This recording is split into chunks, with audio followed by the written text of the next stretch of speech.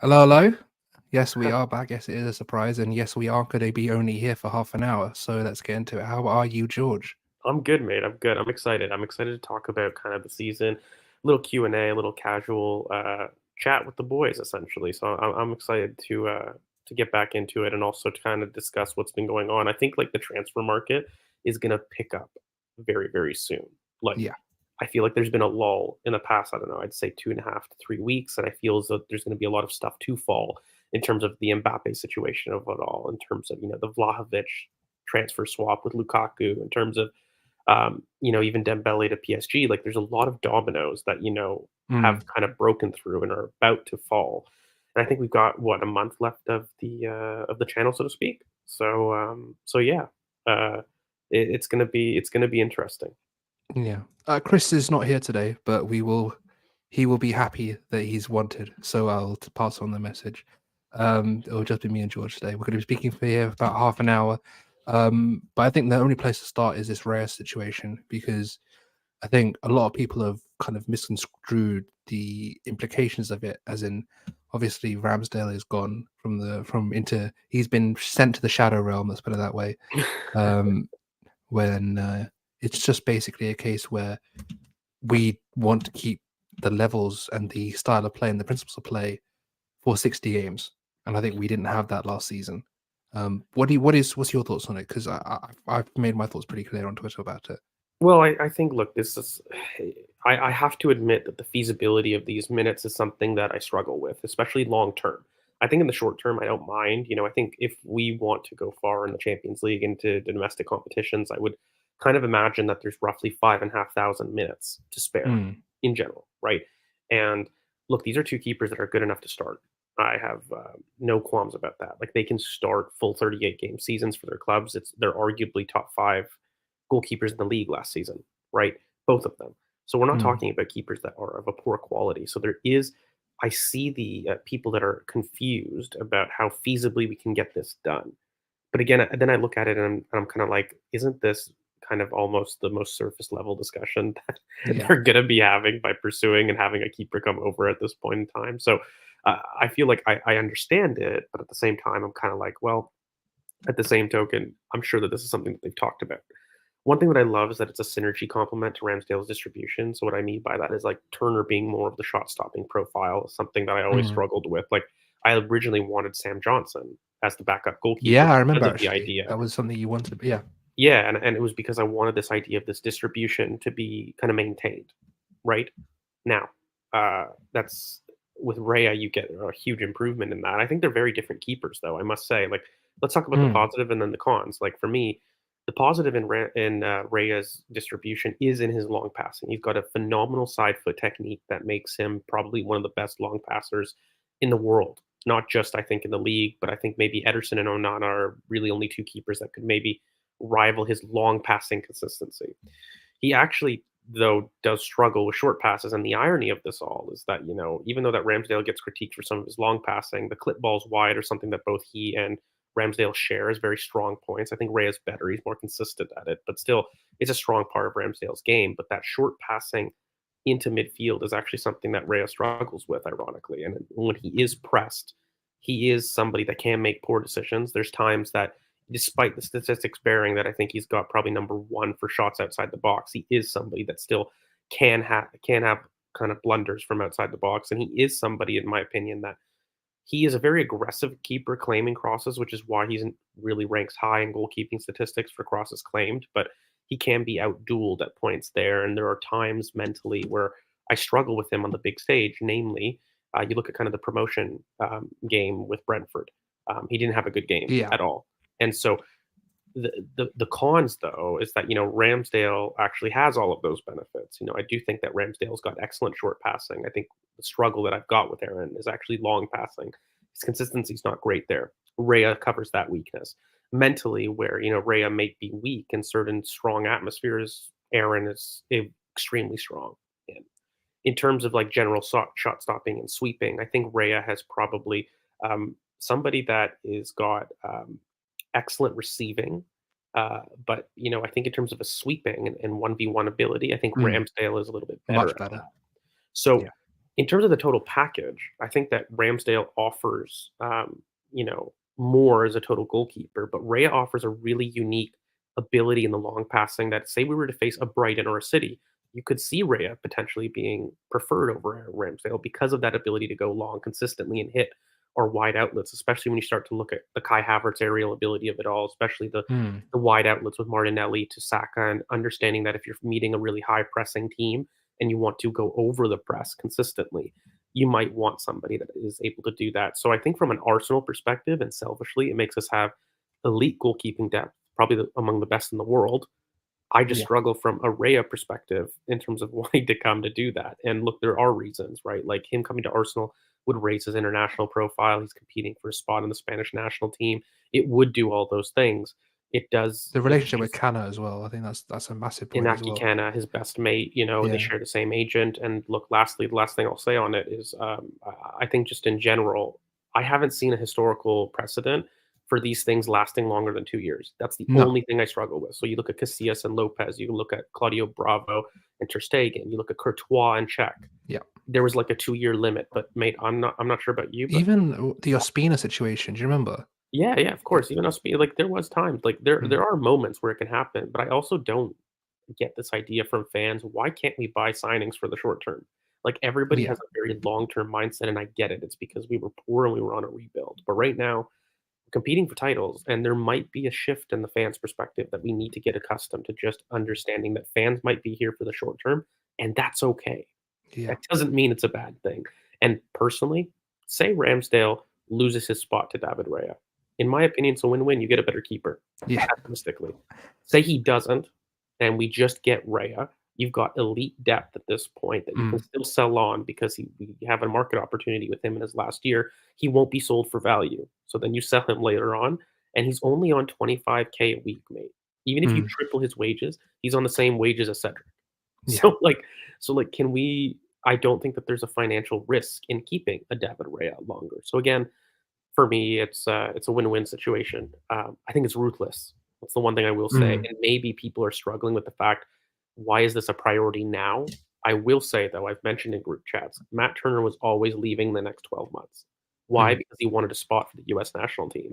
So whether this was potentially this summer or even the following summer, it was always something that we were going to do. So yeah, very, very interested in the general deal, but also I see the pros and cons. Yeah. I mean, the main thing for me is I've likened it to the Trossard signing in case of you look at the situations they were in.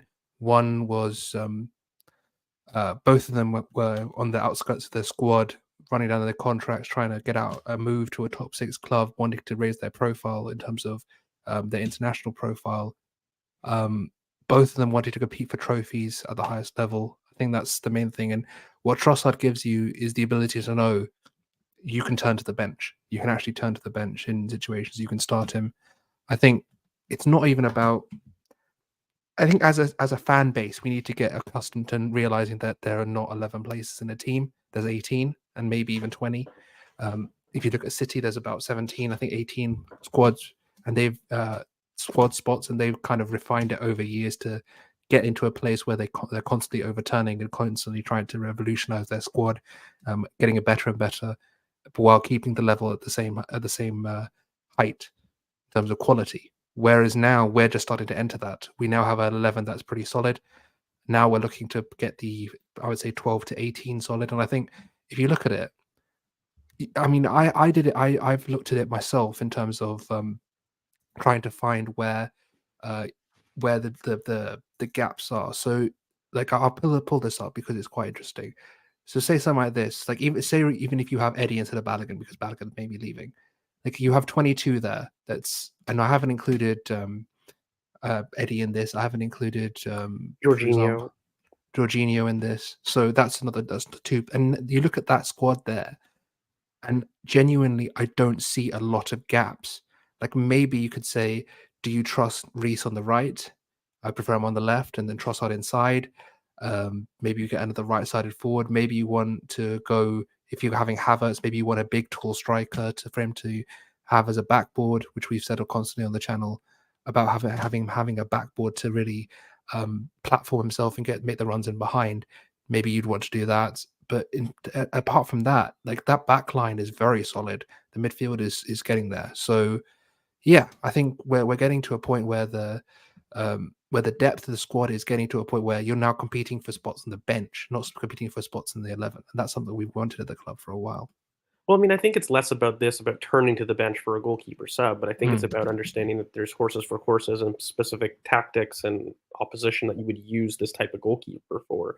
And look, it is a market opportunity. Like, please don't buy the 40 million pound bets. He's in the last year of his contract. Brentford mm, aren't going to let him go. He's made it clear to Brentford that a we're a preference, but also b he's not signing an extension. So they do have to let him go. And the longer that this drags out, by the way, and the later in the window, the more susceptible Brentford are to kind of mm, receiving a lower bid. And I do think this gets done between 25 to 30 million pounds. So in that sense, it's a huge market opportunity because that is well below his value. And also David Ray is a homegrown talent in terms of spots, right? And so when you start to think about it, when you're replacing Matt Turner, who I mean, we would hopefully get something along the lines of what a 15 million pound bid. mm, Um, you mm. know, I think that what in total you're spending 10 million pounds for a Yeah, for a backup keeper, which yeah. all in all is excellent value. So I mean, yeah, it's a I don't think this is the case. I don't think we're rotating. I think there will be. Um, I think there's a difference between rotation and competition. I think there will be an established number one, but there will be competition for that spot. So I think that's the main point. I don't think we'll be going in Premier League games with different well, keepers. for example, a David Raya lends Mm. excellently to Europe. I Yes. see Europe, for example, as something with really large spaces. He would lend excellently to a Brighton, a Man City, a Barcelona, teams that really would press you quite high, and you need to have a keeper that's really accurate in terms of his long ball ability. That would really suit a David Raya. If we were going to travel to Anfield, Stamford Bridge, Dortmund, the Yellow Wall, I think Ramsdale would come out on top. Like those are Mm. very hostile atmospheres, something that he performs brilliantly in. And by the way, if you had a chance, I would encourage everybody that's in the chat, go and have a look at the Gary and Timber behind the scenes. I thought it was brilliant. There was a lot of Yeah. really good nuggets in terms of what colony changes have done. But some of the things that they did was they kind of put pictures about golden wall moments. And one of those was, well, not one of those, but two of the five Two. on there are Aaron Ramsdale with Spurs and, Anfield. So again, I think it's less about replacing Aaron Ramsdale, but it's more about having um, a goalkeeper that has more synergy that we don't have to change the way that we build up if we don't have him in the squad if he is injured. And I think ultimately having more of a synergy there between the two goalkeepers and is a market opportunity in the sense that he is pretty low in terms of a fee of the value. So we're basically buying a very value like player here. So yeah, listen, I'm really excited about it, and it's ruthless. It really is ruthless. I always felt that goalkeeper backup was something on the list, but probably below a lot of others. And one thing I will say, by the way, recruiting and time of recruitment does not equal priority. I think that's a Yeah. lot of things that fans are struggling with. Like when you recruit somebody, isn't exactly the priority of the transfer, right? It just happens in terms of what we do afterwards and what we continue to do. And it So depends on the market as well, because it does. markets can because say with what's his name, Verbruggen coming in, I think that's his name, right? Mm, For not Verbruggen, Flecken, sorry, my mistake. Verbruggen is for a different club. Flecken coming in for Brentford and Rare not being in the squad. I don't think if we do this move before that move happens, I don't think the price is the same, which is where Tottenham got found out because he was still, with the squad at the time. They signed Flecken, and now he's not the one. So it changes the market value of him because he's not going to be starting minutes for them, and they clearly have another option. So mm. I think that's got to be taken into account as well. And obviously, I think that with Turner, as you mentioned, needing minutes, and not just needing minutes, but needing a squad, needing a team that kind of fits him better. He needs to be saving shots. That's who he is. He's a shot stopper. He needs to go to like Leno went to Fulham and had a great season because that was the team that was suited to his style of play. I think if you look at Nottingham Forest, it would probably be something that would be he'd be fantastic there. I don't think that he's suited for the style of football we play. I think he has issues himself, and I don't think he'd look comfortable. I mean, it's funny because him and Holding have this relationship that they're very close to each other, but when they're on the pitch together, they, they kind of play like they both rely on each other a bit too much and both kind of play into each other's mistakes a bit. Um, but yeah, it's interesting to see. I don't know. It's interesting to see what we're going to do. There was someone saying about um, Timber as a right back, and also with Havertz. And if you do have questions, do mention them. So because I don't want to spend 50, 20, half an hour speaking about Real. I think we've covered it quite a bit. But what are your thoughts on we're going to talk about preseason on Thursday, so I'll leave that for that video. But what are your thoughts on the rest of the signings? So Timber and Havertz, how have they gone on in your opinion? I think like Timber shown his versatility in a sense. I still see a player there that we're going to coach to be our own Caicedo down the line, but right now he is still somebody that has to arrive into midfield a little bit more. He still isn't somebody that can kind of play with his back to midfield. I just love his horizontal agility. I think he's really sharp in duels. Mm, And I don't agree that, right back is the only position that he can be. Again, I've said, inverted left back is definitely something that he can do. I think him playing in midfield is something that we want to coach him to be. I don't think he's quite there yet. But if he was to be in the back line, I think that as a right center back, instead of being the holding depth, I really don't agree with that because I think his aerial ability isn't quite right. He could be kind of an auxiliary center back in a three. He mm. could do that role. He could do that Ben White kind of deeper role. Um, but I just think he gives us so many options in general. He's like kind of like that defensive versatility utility on the bench that allows us to switch things up whenever we really want to. And I think as he plays a little bit more, I see a DM in him. Really, I do. I think he's just so sharp on the half turn, and I think a lot of people Mm. were maybe surprised with how sharp he is. And I I think genuinely that think Rice and Timber could be be a pivot in the future. uh, That should I think, be going yeah, forward. I think it'd be a great pivot going down the line. It's just he has to learn a little bit more about a receiving with his back to goal into the midfield at that point instead of stepping into midfield. And he's got to learn a little bit more about positioning. In fact, when you had a look at it, I think a big reason why he got switched, by the way, in the Barca game where he was a lot wider and wasn't as inverted was because he still wasn't picking up the inverted traits in the United game previously. So when you looked at it, even though he played left back, I don't know if people noticed he wasn't inverting in the same way that we normally invert our left back. He actually Mm. still stayed quite wide, and Partey Right, was yeah. more of a singular pivot in there. And look, we played well, but I think it's because he's just learning that position about some of the triggers and stuff. So, um, again, I think the reason he showed better though at left back than he did at right back in terms of inverting a little bit was because it simplified his job a little bit. One of the things he struggles with is releasing the ball when he gets into midfield at that point, and I think coming from your right foot on the left, it means it kind of forces your angles to go towards the middle. Whereas Mhm. when you do invert from the right, you need to be a little bit more creative You're a about bit some of the open. spots. Yeah. Yeah, yeah. You need to be more creative about how you open up. So he's been good. I think Kai Havertz has had a mixed bag. Look, he's had finishes with it. I still don't think we've seen the Kai Havertz role that we want him to, by the way, No, because me neither.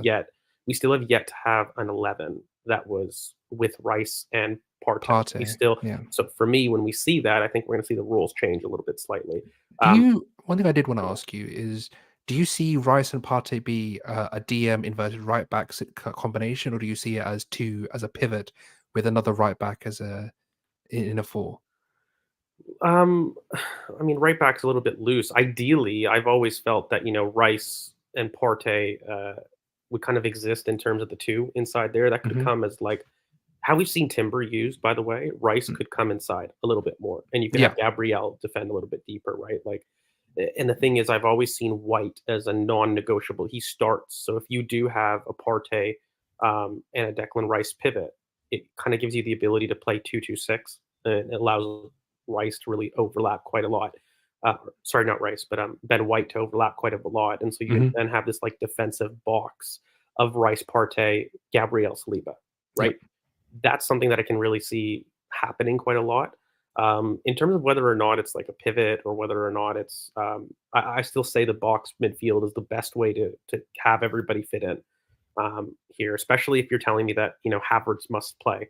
Um, and so I think that's the best way that we can do it. In terms of off the ball, again, I kind of felt that Declan Rice would just slot in, and I don't know if we have the graphic that from last time, but I think I'll just talk about it again really quickly. I'll Like have a this is look. the Maybe I think we general. do. Yeah, Yeah. we do. So this is just the general. When I talk about a 3-4-3 diamond pivot, this is kind of what we're talking about. And the DM number 4 would kind of be your Declan Rice, and then your central midfield that's an 8, by the way, or the CM6. Like one of those is going to be Thomas Partey. Look, I prefer it to kind of be the 8, and I'm looking at a change with Martin Odegaard switching to the left central midfield. I really think that's an opportunity where we can pair Martinelli, who is more of a big space runner, with somebody who's more of a ball heavy CM. One of the things that I took away that I'm not a big fan of, by the way, is kind of pairing Havertz, who is a space invader, along with another space invader in Martinelli. Like, I think you're achieving the same role in possession there. So I would like a more ball dominant side there with kind of Odegaard who would slip in, and we saw instances of that really working last season. I feel like that would work really well. But you kind of transition into something like this out of the ball. So it's still something that we've seen, still our 3-2-5. But the one thing is, of course, you've got your Ben White, your Saliba, and your Gabriel make up the three center backs in the back that you see, and then you've got your Declan Rice, Partey pivot, and then ahead of that box, you've got Havertz and Odegaard, kind of defending in that kind of pivot, and Jesus is kind of up top on his own. And this is more of a 5-4-1. The thing that you could do to make this a 4-4-2 is just be a little bit more aggressive, right? Like, make the libero step up to the opposition 10, push our 8 CM up to the opposition 6, and push that 10 AM up along with Jesus. And then boom, you've got your 4-4-2. So that is kind of where I see us maybe developing into, mainly because I see that Havertz is more of a second striker type. Mm. And I I mean, think I have my own. I like this is the way I look at it. I look at it as kind of a if you look at the same similar thing, but I look at it as some sort of like some basically our eights being that sort of bit more higher, and then having the box with well, this Gabriel is more Saliba the 2-2-6 that I was saying 2-2-6. earlier. Yeah, yeah. So this is how I see it personally, and then you can have, for example, so Marcelli can hold width, or he can come inside, and Havertz can overlap, or you can have Havertz ghosting in the box for a white cross, like we saw against for his first goal against the MLS All Stars, something like that. So something where you have a a front line where you can have, say, 6 players in any combination, and have that box that protects in transition of Rice, Partey, Gabriel, and Saliba, I think can work. Do you think that Havertz could be a 9? I really don't, unless maybe with like in Europe with Raya kind of thing, where it's like he's kind of like he's being found by the goalkeeper and going for knockdowns and then making runs into the box type thing. But I don't see him in contact doing well in the Premier League, especially. I don't see him going up to a Virgil van Dijk and handling him in contact, or turning him and springing off. So maybe in Europe, I but kind of not want in to the I want to league. explore this idea a little bit more. Okay, and the biggest thing is that again, I don't see Havertz as a 9 because he really struggles with contact back to Yeah. goal, right? So he is a proper second striker, but why is it that Havertz looked better with Trossard? I really want to explore this. Mm. It's because there's a much better complement in terms of the ball to feet option, which again, Havertz for me is a space invader.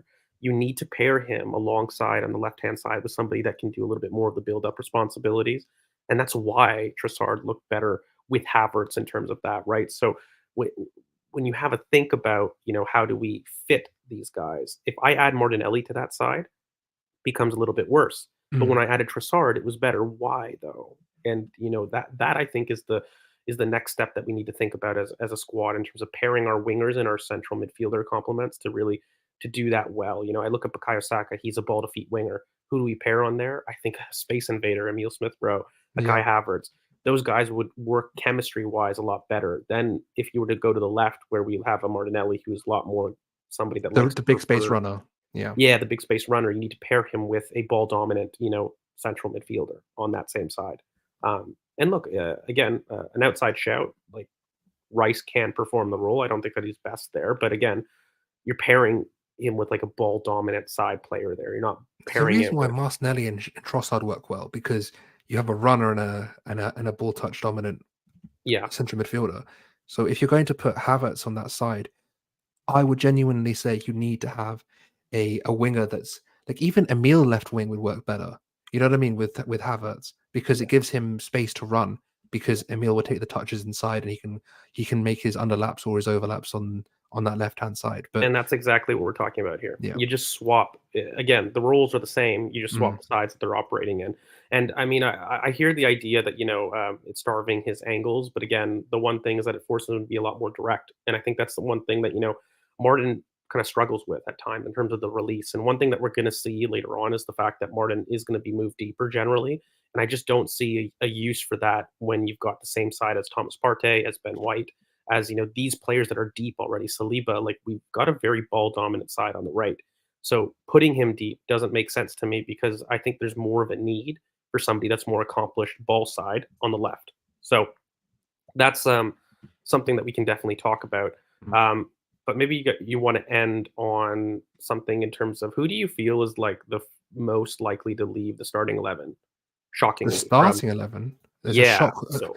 So we've got starting 11 last season that everybody knew: Zinchenko, Gabriel, Saliba, Ben White, you know, Partey, That's- Odegaard, Xhaka, Martinelli, Saka, I don't Jesus. think anyone leaves, but if you're talking most likely, maybe Partey. Mm. Like genuinely, like out of the starting 11, like there's genuinely not anyone leaving. I think if we've seen intimations that Partey would be leaving, and if he does leave, we'd have to replace him, obviously. But out of all of them, I don't see anyone leaving. Like I don't think Tierney starts, so you can't really count him as a top level player, the top a first 11 player. And even then, I don't think he leaves. So the only person that I would see, okay, there's definitely a big shock leave would be Partey, because there has been definitely intimations that he could leave. And you are late, yes. We're about to leave now. So this is it's No, I going to be don't. interesting. I don't see this as likely personally. I think Partey is going to play. He's had one of the better preseasons, I would say, and for good reason. Thomas Partey is still an excellent level. I think all the discussion, and I'm going to levy this for Mm, context so that people don't go nuts on it. Thomas Partey off the pitch is very separate from on the pitch, so let's yeah. remove that context. But on the pitch, he's still a world class player.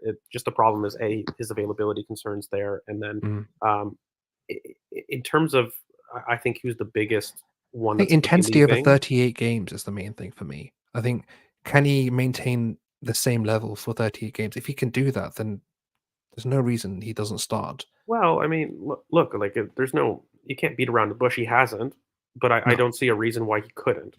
I'll no, be I honest with understand, but you. that's But he the hasn't caveat done for it. me. Yeah, Yeah. but he hasn't done it, so you can't rely on it. Look, I'm going to say it because everyone knows I have an agenda against this, but Zinchenko, I don't think is somebody that's going to be a guaranteed starter. And again, I think that we've bought a lot of players that we can switch dynamics. Somebody that I think could come into the fold that hasn't, Kieran Tierney, in terms of the Yuri and Timber switch. That Yuri and Timber was bought for the idea of being able to have a Kieran Tierney switch available, and he had a really excellent showing in preseason. That's a utility I could see. I just see Declan Rice and kind of Zinchenko as operating in very similar zones in general, and so I think when you have a look at it, for me, Zinchenko isn't going to be cast off into the cold, but I just don't think he's a guaranteed starter. And I do think he's got availability concerns himself. Ironically, I think that Zinchenko has more of We have so many availability. fullbacks as well. That's the Yeah, thing. We have a yeah. lot of fullbacks. It'll be plug and play, right? Like, Yeah. and it'll be plug and play based on the opponents, and I think that's fine. And I think one of the best things is I think fans need to get a lot more accustomed to the idea that there isn't going to be a set starting 11. There isn't. Like, we're not going to have the last season where we are so predictable, and that's okay. Like, I think that it's fine to have a team that has 20 to 25 league starts for a Mhm. large amount of players, as opposed to one player having to play 38 games and whatnot. So, yeah, no, I'm excited about that. But we basically do, guys, have to slowly jet. So unfortunately, thank you everybody for kind of coming through. Kind of wanted to give you a chance, Kurt, to maybe say last thoughts before we sign off.